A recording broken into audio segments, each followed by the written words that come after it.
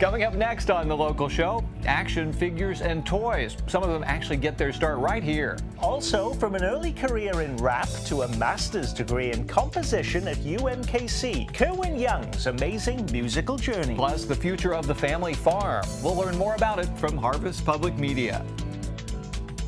Principal funding for The Local Show provided by Francis Family Foundation, Frederick and Louise Hartwig Family Fund, Kaufman Foundation, Healthcare Foundation of Greater Kansas City, Johnson County Community College, John and Effie Spees Memorial Trust, Bank of America trustee, Richard J. Stern Foundation for the Arts, Commerce Bank trustee, and KCPT members. Thank you.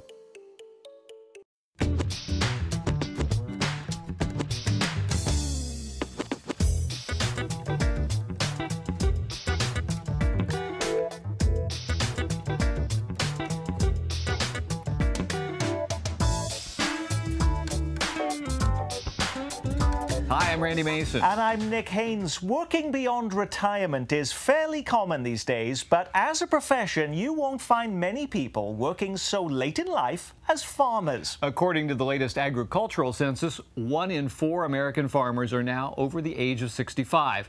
That's a big shift. And according to a new documentary from Harvest Public Media coming to KCPT this Friday night at 8, their impending retirement has huge implications, as more than half of the farmland in Kansas, Missouri, and the rest of the Midwest could change hands during the next generation. The fastest growing group of farmers in the U.S. is farmers over 65 years old. If you ask an older farmer when they plan to retire, they're likely to tell you maybe later. Farmers are farmers. That's like retiring from who you are. But older farmers also know they have something other people want, their land. When I look overhead, I see a lot of vultures circling and descending on me. They can't wait until I retire. Land is something a lot of people would like to have, but only a handful can afford. Without a parent or a child or someone to help get going, it's really difficult to jump into this. But even when a young farmer is waiting in the wings, many families don't plan for how they'll pass the farm to the next generation. It's gonna be kind of fly by our seat of our pants, I think. Often there's no one to take over. We see more big farms competing for land that used to be part of disappearing mid-sized farms. And we see small specialty farms gaining ground. If this is really what you want to do, then do it. By some estimates, more than half of the farmland in the U.S. could change hands over the next generation, moving the agriculture industry toward a time that could reshape the rural economy. Thousands of farm families will face a choice. Should they buy, sell, or hold?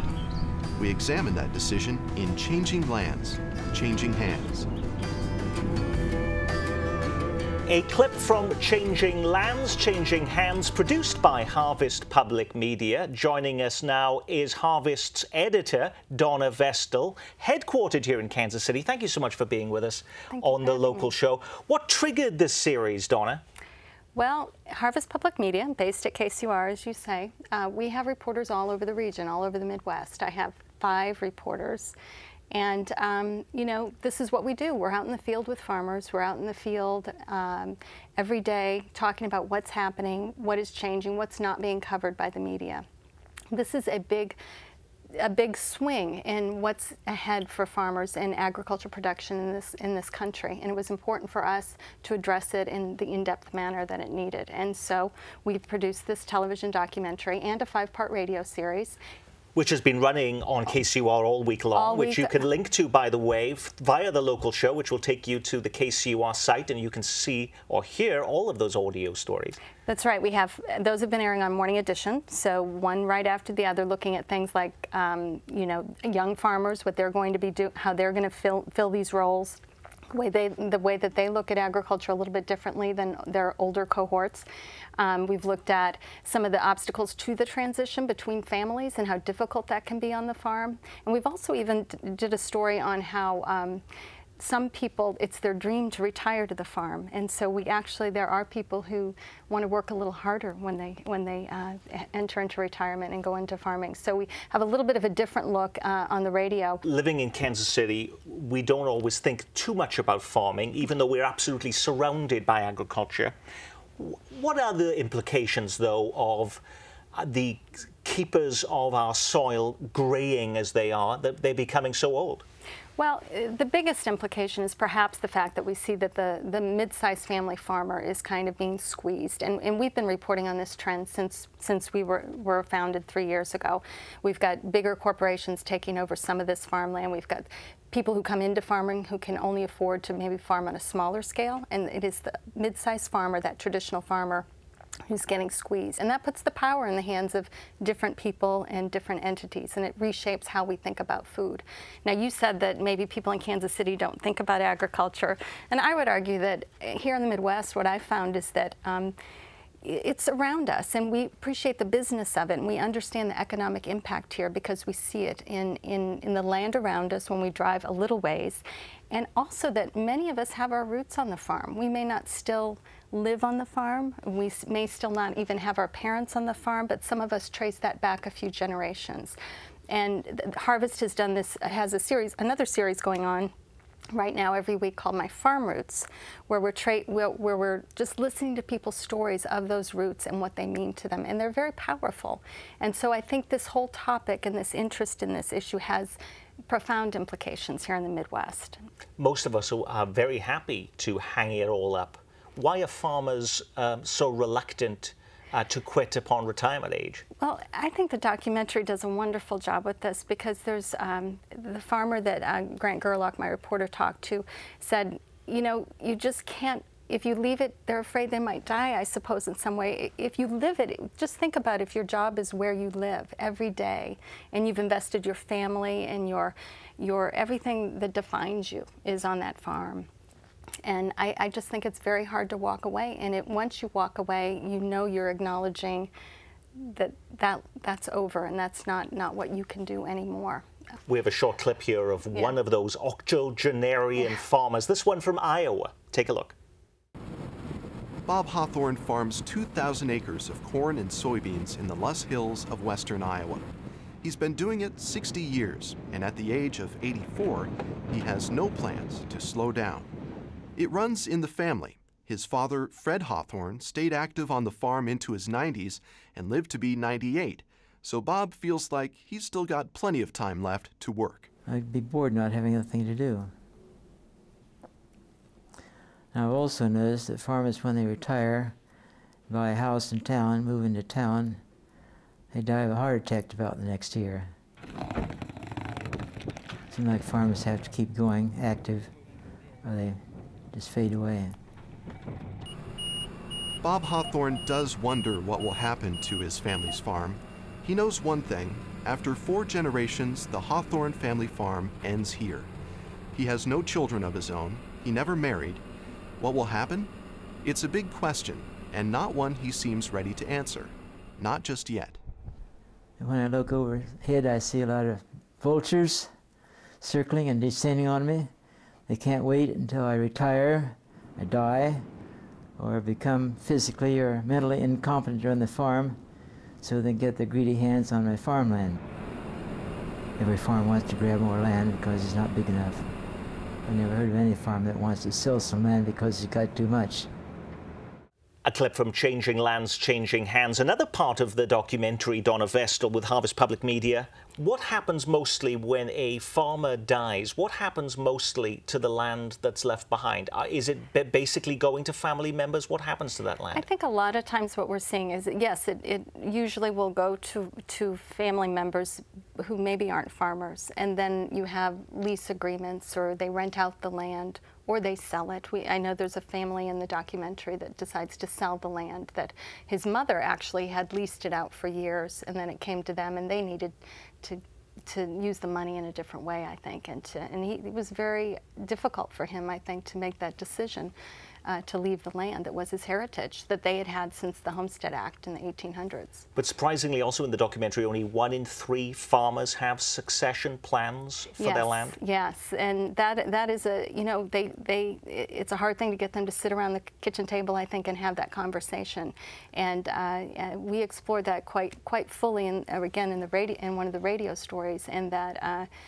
For many farmers, this is, again, it defines them. It's what they do, and they don't think about what's next necessarily. So those succession plans are critical, but they're very difficult to have those kind of conversations, as it is for all of us. I mean, it's probably similar to us not having the people who don't have wills or haven't planned for what happens to anybody. It's the kind of conversations many people don't like to have. Well, you can check out Harvest Public Media's reports on KCUR Radio, including the conclusion of your series on Friday morning, on Morning Edition on 89.3 FM. And you can see the Changing Lands, Changing Hands documentary on KCPT Friday night at 8 p.m. right here on Channel 19. Donna Vestal, editor of Harvest Public Media, thanks for being with us on The Local Show. Thanks for having me.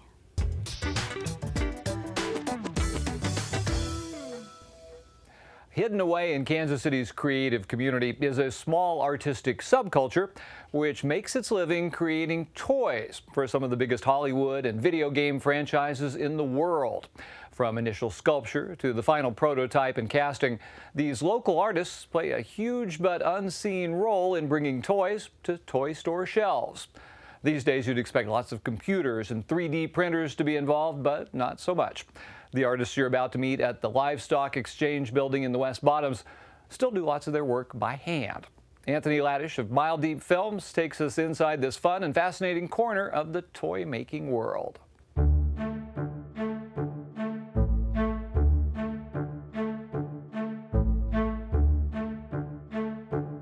Making toys for a living is a very cool job. There's no sophisticated way to put it. It's just really neat to be making something that's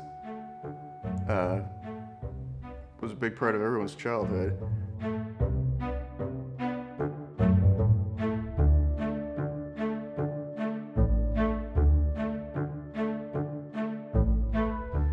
Before I ever got into this, I remember looking at toys and just kind of figuring, well, a computer must do that or something.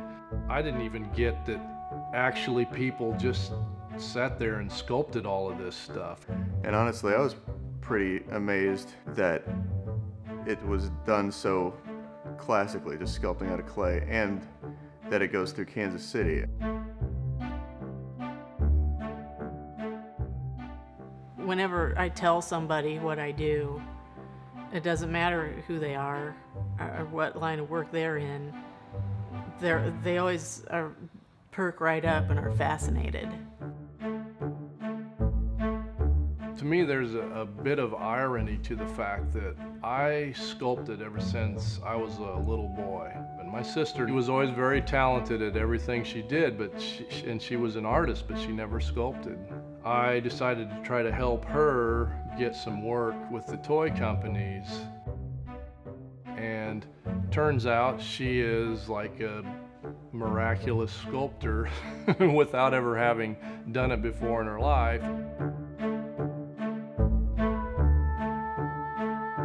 Basically, your job is to observe something as obsessively as possible, and then that's the invisible half of your job, and then the visible part is where you then deposit it into this clay.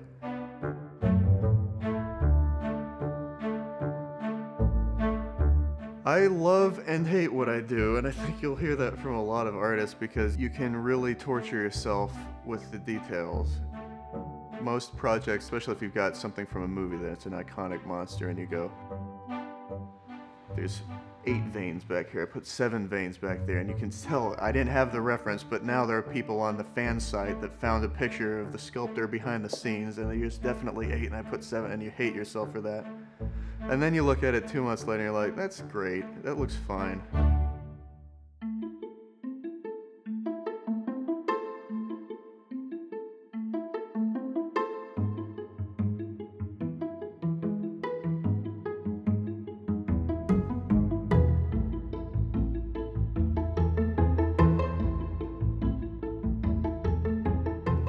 prototype mold making and casting. What that means is usually we get original sculptures that are made out of fragile clay. Generally, when a piece comes in, it comes in many parts. You know, the action figures have all their movable joints and clothes and hair. A lot of times a piece may have 20, 30, upwards of 50 pieces for one figure. We take all those individual pieces and make molds of each individual piece and castings of each piece. We turn those into durable plastic prototypes and then make sure they all assemble properly. And, you know, send them off. It's very much an art.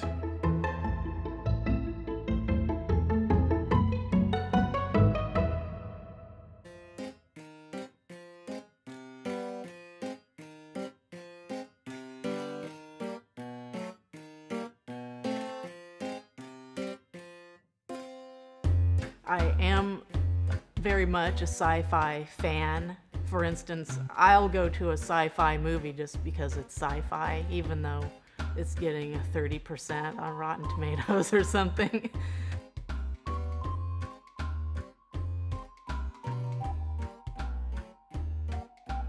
A lot of people who are in this industry are definitely passionate collectors and fans. I suppose at the end of all of it, what you're really doing is you're trying to put, you know, a professional suit on the whole thing, but you're basically being a kid. And it's all disguised with, you know, budgets and trying to make sure that everything works out and trying to figure out the anatomy and do it. But what always ends up happening, especially with your personal favorite movies you've seen as a kid, is you end up getting this thing back and you get happy, like Christmas, and you start playing around with it. And sometimes you get out the paints and paint it. Inevitably, you end up with a lot of toys strewn around your room, and you're back to the situation you were as a kid, where you've just got a lot of toys, only these toys are toys that you've made. Towards the downtown. Julia Irene Kaufman's recent announcement of a $20 million challenge grant to help fund a downtown arts campus was great news for the UMKC Conservatory. Eventually, it should mean that hundreds of students aspiring to careers in music and dance will be spending many of their days and nights in the center city. Students like Kerwin Young, though at 42, Kerwin has a few years on most of his classmates. What he's also had is a most unusual path to get where he is. While still a teenager in New York City, Kerwin worked with the rap group Public Enemy as part of the Bomb Squad. Now he's studying for his master's degree in composition. Now, we caught up with Kerwin shortly after he'd returned from seeing his old pals Chuck D and Flavor Flav inducted into the Rock and Roll Hall of Fame.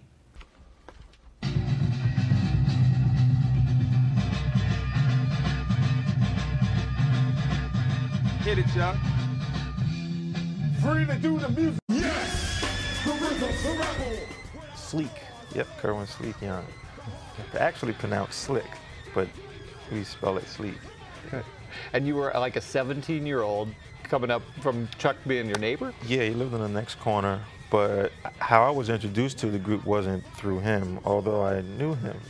I was a member in the Hempstead NAACP Youth Council, and there were two members in there whose family they were from British Guyana, and they had a rap group at the time. This was 1987 in the summer, and I told them I DJ'd, and we came together and began to, become acquainted. And they eventually had a recording session at Public Enemy Studio and invited me down one weekend. And that first day, we met some of the members of the Bomb Squad, and that was it. And around 1988, toward the end of my high school year, I started just spending more time there. And I was going to the store, getting the guys food and things like that, and just worked my way up. And by 1989, I was in it. 1989 is a pretty big year. Yeah. Fight the Power. Yeah. I mean, Spike Lee coming around. Yeah, and the whole breakup of, group. A lot going on. Yeah. You know. And you're still not even 20 at that point. Right. Yeah. So, yeah, many years have passed with some pretty cool credits along the way. Another Spike Lee movie, I think, got music and He Got Game. Yeah, He Got Game, Sister Act 2, Street Fighter, a movie called Green Card, which came out in 1990, and then Mixing Nia, that was in 1998 also with He Got Game. But these are still things in that genre, for the most part, which somewhere along the way no longer appealed to you, it sounds like. Yeah, well, not really. He Got Game was the only film I'd say had, was the rap element in Street Fighter, but Sister Act 2 was R&B. By 1994, I was trying to step away from the rap music and doing more conventional music, working with instruments and learning how to write for instruments and things like that. Well, speaking of universities, I know you spent a little time at Spelman. Yeah, for about a year and a half as a resident composer. That was a good experience for me, and I had no prior experience writing for strings.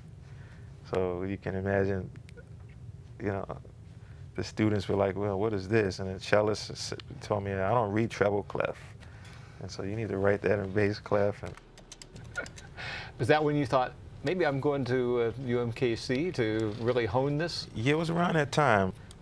After the residency at Spelman, I met Shin Yi. I found her on MySpace and expressed to her that I was interested in studying orchestration, but only for 1 month, not even a semester, like 1 to 2 months. She got back to me and put me in touch with Jim Moberly, and Jim expressed to me that, with my background, I could benefit a lot more from a full degree here at the university, and the school the students could benefit from my experience, and I could be able to share my experience with them. And I thought about it and said, okay, why not? So this is 4 years later, and I've finished my bachelor degree, and now I'm in the master's program.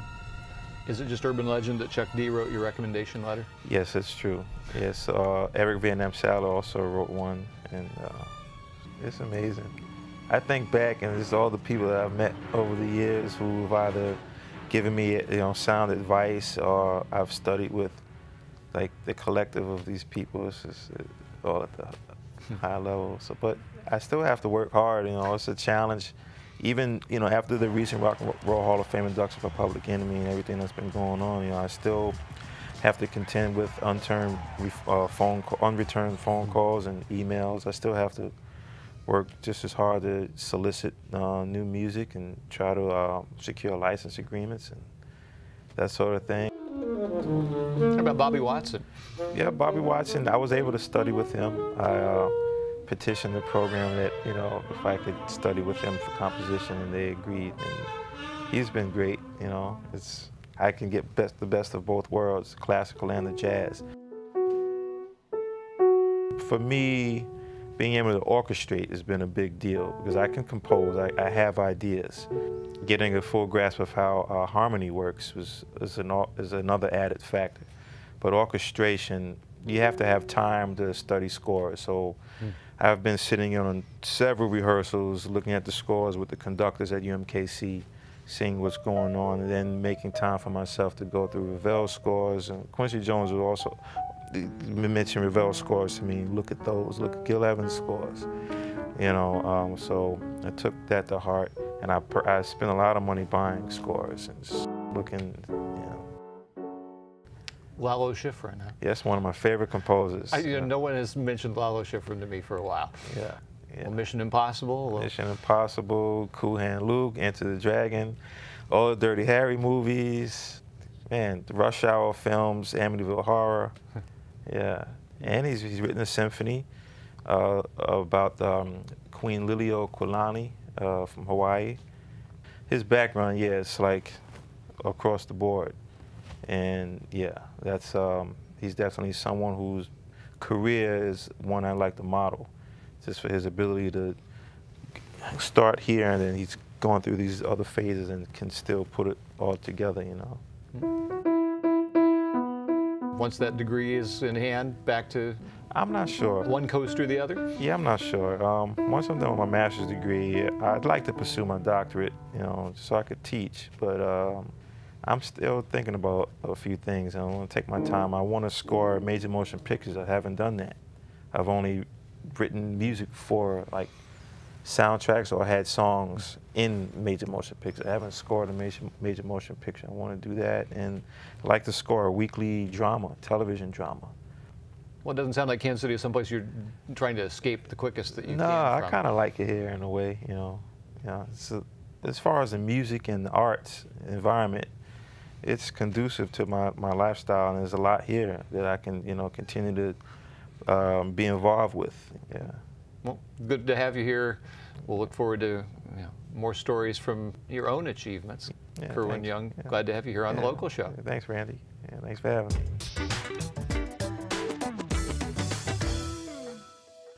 And that is all the time we have on this edition of The Local Show. But as always, you can learn more about the people and the places we featured here online at thelocalshow.org. Next week, our Perform Arts series heads down to the American Jazz Museum, and we'll learn what it takes to be the world's best barista. See you then.